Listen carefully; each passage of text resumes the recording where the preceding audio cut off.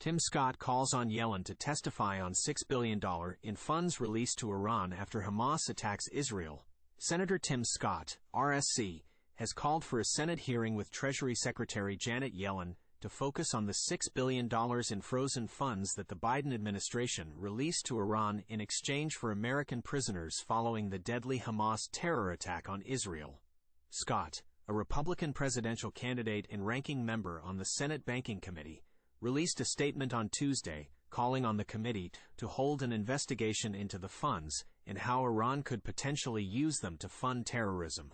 The Senate should also investigate what led the Biden administration to allow a transfer of $6 billion to Iran and how it could expect Iran to not use that money to continue to fuel terrorism, Scott said in the statement. The American people and Israel, our closest ally in the Middle East, deserve transparency and answers. He asked Banking Committee Chairman Senator Sherrod Brown, D. Ohio, to invite Yellen to testify regarding the recently transferred $6 billion and any sanctions gaps we might have with respect to Iran. Senator Tim Scott, RSC, called for a Senate hearing and investigation into the $6 billion in funds released to Iran and how Iran could potentially use them to fund terrorism. Tom Williams Poole, Getty Images.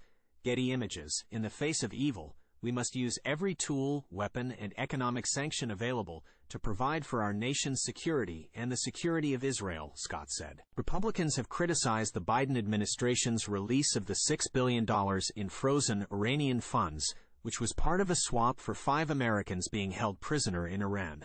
The deal allows the transfer of the money held in a South Korean bank to accounts in Qatar.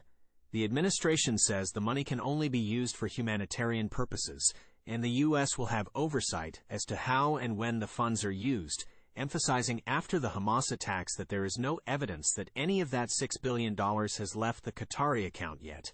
However, critics have argued that the money is fungible and could be diverted elsewhere. Iran is a known backer of Hamas and praised the Saturday attacks on Israel.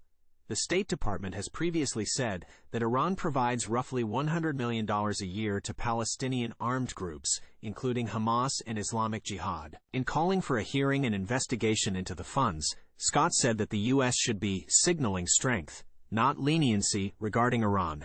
Earlier this year, Scott introduced a bill, the Solidify Iran Sanctions Act, which would remove the expiration date of U.S. sanctions on Iran to make them permanent. In calling for a hearing and investigation into the funds, Scott said that the U.S. should be signaling strength, not leniency, regarding Iran. Earlier this year, Scott introduced a bill, the Solidify Iran Sanctions Act, which would remove the expiration date of U.S. sanctions on Iran to make them permanent.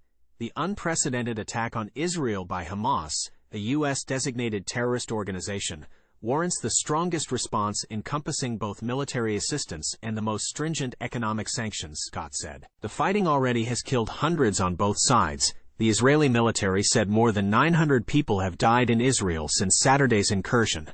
On the Palestinian side, 765 people have been killed, according to authorities there, which includes terrorists who are the targets of Israel's response.